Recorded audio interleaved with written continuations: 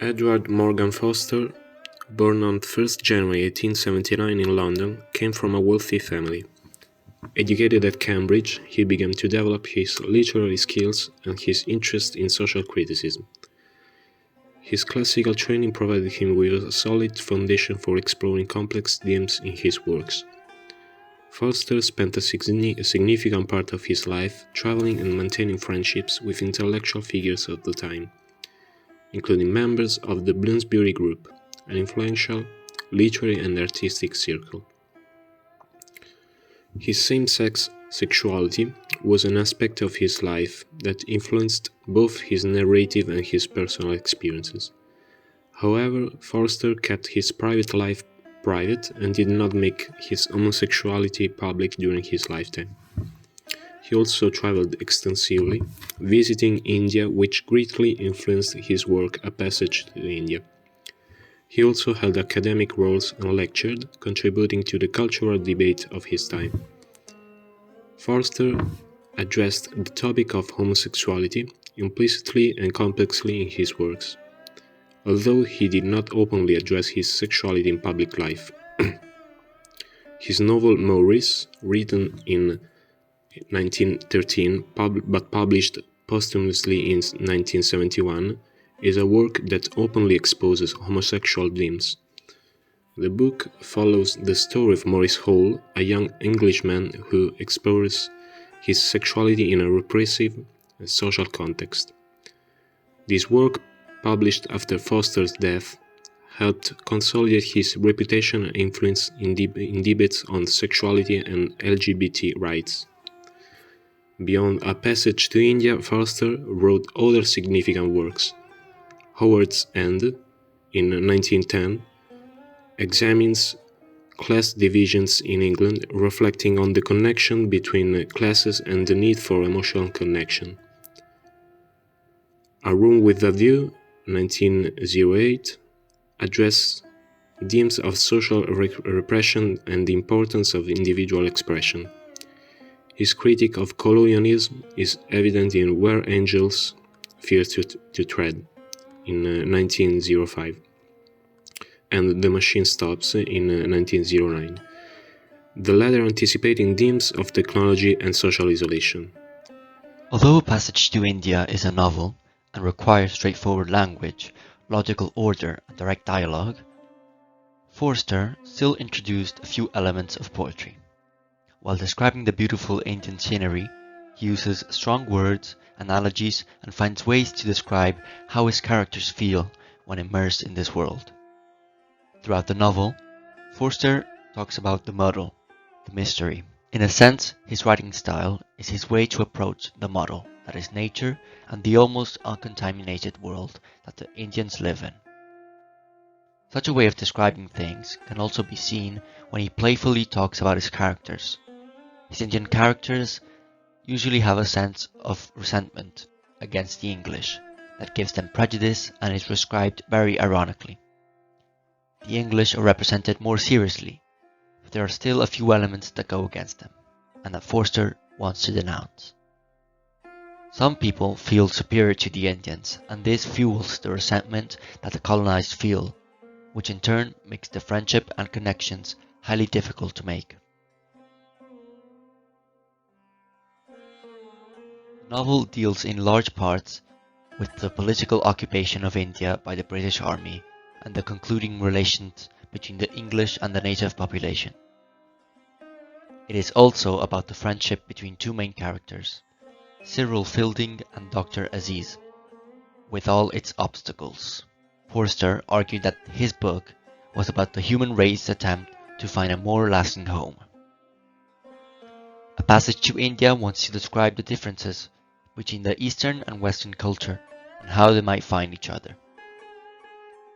In doing so, Forster puts the English characters in the Indian muddle, as he calls it. Muddle means mystery, and this element can be found everywhere throughout the novel. The Indian culture is unknown to the reader and to the characters involved, and it's this mystery that Forster wants to resolve in order to make a bridge between cultures. Unfortunately, this bridge cannot be built, and we will see why. Forster approaches this novel in a quite curious way. Every theme he talks about, the way the story is presented, and even in the details, he divides the subject in three parts that interact with each other. This is called the tripartite structure, and we'll talk about it later. We are in India, where Adela Quested and Mrs. Moore, two English women, arrive with expectation and a desire for exploration. Adela, young and idealistic, wants to understand Indian culture, while Mrs. Moore is more mature and tries to understand the complex world. In India, Miss Quested has to decide if she wants to marry Mrs. Moore's son, Ronnie Heslop. Ronnie is a governor of the city of Chandrapur and he represents the more conservative English. Mr. Heslop must balance official duties and personal dynamics, adding tension to the story. Relations between the different colonial communities intensify the tension-filled atmosphere. After arriving in the city, Mrs. Moore decides to walk around the city and explore the Indian muddle or mystery. As she steps in the mosque, she finds Dr. Ajit. Dr. Ajit is an Indian Muslim doctor with 3 kids that has a strange relationship with the English. As he finds Mrs. Moore, he is skeptical about her and asks her to get out, as this is a sacred place for him. Ajit admires and envies the English, and Mrs. Moore is very sociable. For these reasons, after getting to know each other, they become friends.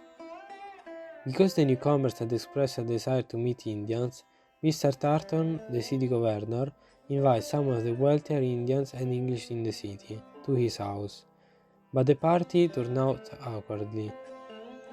This is because the Indians are timid and the English feel superior.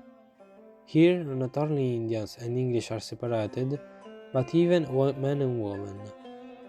Nonetheless, Mrs. Moore and Miss Quested meet Cyril Fielding, a school principal open to new ideas, cultures, and changes. He respects the Indian culture and wants to learn more about it.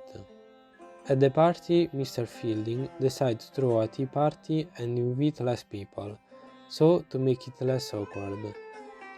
He invites Moore, Quested, Ajit, and Narayan Godbole. Godbole is a Hindu Brahmin professor that represents Indian culture and philosophy throughout the book. Is a mystery character that has the idea of muddle. During the parties, the psychological profiles of the character add further depth to the narrative. Adela displays a conflicted curiosity, Mrs. Moore offers reflective wisdom, Ajit displays a vulnerability under tension, Fielding embodies tolerance, Heslop reflects the complexities of social and personal pressures, while Godbole adds an enigmatic touch to the story, allowing for deeper reflection on the spiritual and existential dimension of human relationship. At the party, Fielding and Ajit become friends, and Ajit promises to take Mrs. Moore and Adela to see the distant Malabar caves. Ajit organizes an outing to the caves. Fielding and Godbole are supposed to accompany the expedition, but they miss the train, because the Brahmin has to pray and takes a long time. Due to claustrophobia, Mrs. Moore leaves the other two and the guide. Ajit enters a cave alone, and when he returns, Adela is gone. After quarreling with the guide, Ajit discovers Adela's field glasses broken on the ground, and puts them in his pocket. Ajit sees Adela going away with the car. Once back in Chandrapur, Ajit is arrested. He only later is informed that Adela accused him of raping her in the caves. The only evidence is the field glasses in the possession of Ajit. In the weeks before the trial, the racial tensions between the Indians and the English grew. Mrs. Moore returns to England but dies during the voyage due to her failing health. Then, during the trial, Adele admits that she had been similarly disoriented by the cave's echo, and withdrew the charge. Ajit is set free and Fielding takes Adela to the government college, where she spends the next weeks. Fielding becomes Adela's only friend, as she is hated by most of the English and Indian community. Ronnie breaks off his engagement to Adela and she returns to England. Although he is vindicated, Aziz is angry that Fielding befriended Adela after she nearly ruined his life. Believing that Fielding is leaving to marry Adela for her money, Aziz vows never again to befriend a white person. 2 years later, he encounters Fielding and his brother-in-law. Aziz is surprised to learn that the brother-in-law's name is Ralph Moore. He finds out that Fielding didn't marry Adela, but Stella Moore, Mrs. Moore's daughter from her second marriage. As we said before, we have a tripartite structure, which we can find throughout the novel in these parts. The three main events, the bridge party, the tea party, and the cave excursion. The three religions, Islam, by most of the English people, including Fielding and Moore, and Hinduism, practiced by Godbole. 3 locations are assigned to these religions. We have the mosque for Islam, then the caves for Christianity, as we find that in this episode the focus is on the English people that are confused by the Indian model represented by the caves and their echoes, and at last we have the temple, which represents Hinduism. In the last part of the book, when Fielding returns to India, he finds himself in the middle of a Hindu festival at the temple. The presence of Hinduism represents hope and reconciliation. The friendship between Fielding and Dr. Aziz can also be divided in 3 parts. As Mrs. Moore introduces them and they quickly become friends, we have the first part. They keep being close even throughout the trial, but then Aziz suspects that Fielding might love Adela, as we saw, so their relationship falls apart. The doctor feels betrayed and Fielding returns to England. And this is the second part.